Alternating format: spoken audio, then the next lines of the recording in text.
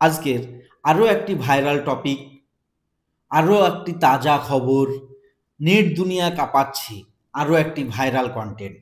সেটি হচ্ছে যোগ্য শিক্ষকদেরকে পুলিশের লাঠিচার্জ, পুলিশের নিগ্রহ, পুলিশের ডিটেন করা বা অ্যারেস্ট করা।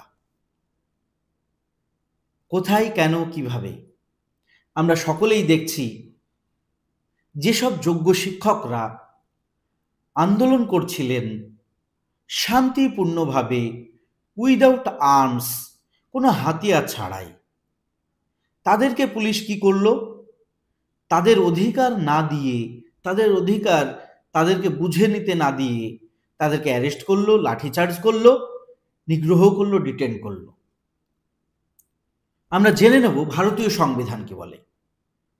ভারতীয় সংবিধানের আর্টিকেল 19(1)(b) যেটা বলছে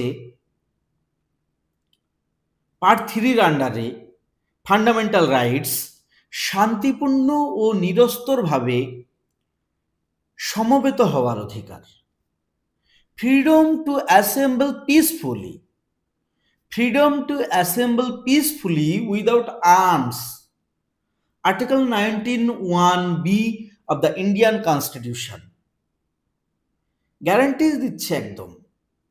ভারতীয় জনসাধারণকে ভারতীয় সংবিধান গ্যারান্টি দিচ্ছে যে ভারতীয় জনসাধারণ চাইলে তারা শান্তিপূর্ণভাবে, নিরস্তরভাবে এক জায়গায় সমাবেত হতে পারে। আর আজকের এই যোগ্য শিক্ষকরা তাদের অধিকার বুঝে নেওয়ার জন্য শান্তিপূর্ণভাবে, নিরস্তরভাবে সমাবেত হয়েছিল। তাহলে কি তারা ভুল করেছে?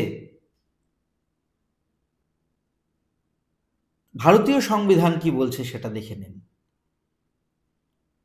আসলে উচিত ছিল পরবর্তী ভিডিওতে আবারও আসছি।